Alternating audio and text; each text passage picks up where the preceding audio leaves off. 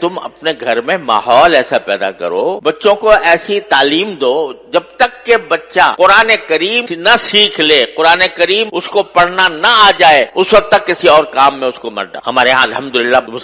مسلمانوں کی تاریخ یہ ہے کہ سب سے پہلی تعلیم جو بچے کو دی جاتی تھی وہ قرآن کریم کی، ناظرہ ہی صحیح لیکن ناظرہ قرآن کریم بھی انسان کی زندگی میں انقلاب برپا کرتا ہے۔ اگر صحیح طریقے سے ناظرہ پڑھ لینا بچہ تو اس کے دل میں ایمان کا بیج پڑ جاتا ہے، اور پھر آگے وہ ایمان کا بیج اس کو بہت سی برائیوں سے روکتا ہے۔ تو جب تک اس بات کا یقین نہ ہو جائے کہ میرا بچہ قرآن کریم پڑھنے کے قابل ہے، اس وقت تک اس کو آگے نہ بھیجو۔ اب ہمارے یہاں وزیر تک بن گئے ہیں لوگ، اور جب ان سے کہا گیا قل اللہ پڑھ لو تو قل اللہ پڑھنے نہیں آ رہا۔ تو وہ در حقیقت یہ اس لیے کہ ہم نے ہمارے ذہن سے دین کی تعلیم و تربیت کی اہمیت ہی ختم ہو گئی۔ ہمارے دل میں اس کی اہمیت ہی نہیں ہے کہ ہمارا بچہ جو ہے وہ دین کی معلومات، دین کا علم حاصل کرے۔ نہ صحیح، ٹھیک ہے، ہم نے یہ نہیں کہتے کہ آپ ہر ایک کو عالم دین بناؤ،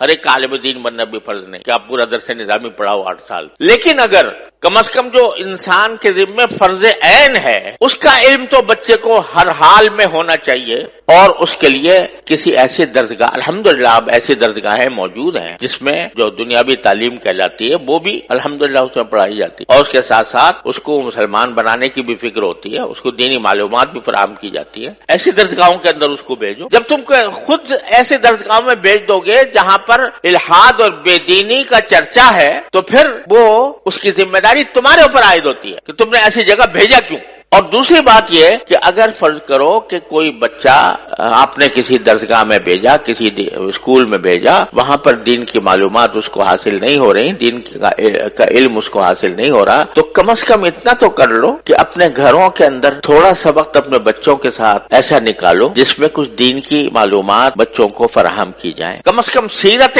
طیبہ، نبی کریم سرور عالم صلی اللہ علیہ وسلم کی سیرت طیبہ سب مل کر گھر والے بیٹھ کر تھوڑا سا وقت نکال کر اس میں پڑھیں۔ اس سیرت طیبہ میں نبی کریم صلی اللہ علیہ وسلم کے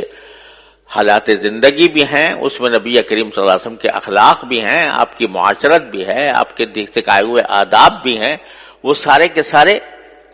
اکٹھے بیٹھ کر پڑھیں۔ اس میں کیا مشکل کام ہے؟ رات کو تھوڑا سا وقت سونے سے پہلے اپنے سارے بچوں کو جمع کر کے اور اس میں خود نبی کریم صلی اللہ علیہ وسلم کی سیرت طیبہ کی کوئی کتاب پڑھ لو سب بیٹھ کے، تو کم از کم گھر کے ماحول کے اندر ایک ایسا مدرسہ قائم ہو جائے گا، اور یہ اصل مدرسہ ہے۔ نبی کریم صلی اللہ علیہ وسلم کے عہد مبارک کوئی باقاعدہ مدرسہ نہیں ہوتا تھا، صفہ تھا جس میں صحابہ کرام مختلف علاقوں سے آ کے تھوڑے سے پڑھ گئے تھے، وہ انہوں نے تو اپنے آپ کو خاص کر لیا تھا اس کے لیے، لیکن ہر صحابی کا اپنا گھر خود مدرسہ تھا دین کا۔ ہر صحابی کے گھر میں تذکرے نبی کریم صلی اللہ علیہ وسلم کی سنت کے ہوتے تھے، آپ کی سیرت کے ہوتے تھے، اس کے نتیجے میں جو اولاد پیدا ہو رہی تھی وہ اولاد بھی سیرت اور سنت کے سانچے میں ڈلی ہوئی تھی۔ اس میں کیا مشکل کام ہے؟ میں کہتا ہوں 15 منٹ نکال لو، صرف 15 منٹ روزانہ، اور اس میں نبی کریم سرور عالم صلی اللہ علیہ وسلم کی سیرت طیبہ پر مشتمل کوئی کتاب پڑھی جائے، اور پڑھ کر بچوں کو اس کا علم دیا جائے سیرت طیبہ کا، اور پھر سیرت طیبہ کے ساتھ جو بنیادی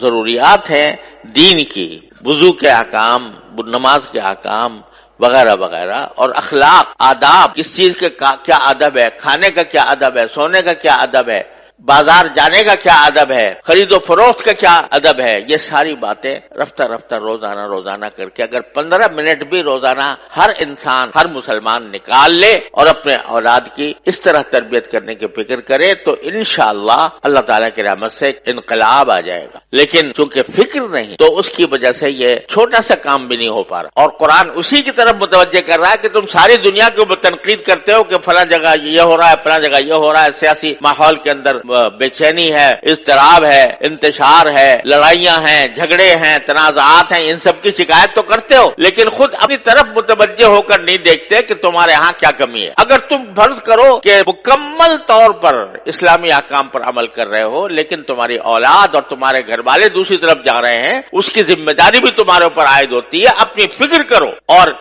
اس کا ایک آسان راستہ میں آپ حضرات کی خدمت میں عرض کر رہا ہوں کہ 15 منٹ نکال لو روزانہ رات کو، اور اپنے گھر والوں کو جمع کر کے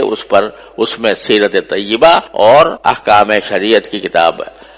حضور حضرت حکیم الامت مولانا تھانوی رحمۃ اللہ علیہ کی حیات المسلمین ہے مثلا، وہ پڑھ کے، بہت آسان کتاب ہے، آسانی کے ساتھ پڑھی جا سکتی ہے، وہ پڑھ کے سب کے سامنے پڑھی جائے تو انشاءاللہ اس سے ایک ماحول پیدا ہوگا اور اصلاح کی طرف ایک پیش قدمی ہوگی۔ اللہ تبارک و تعالیٰ اپنے فضل و کرم سے ہم سب کو اس کی توفیق عطا فرمائے۔ وآخر دعوانا الحمدللہ۔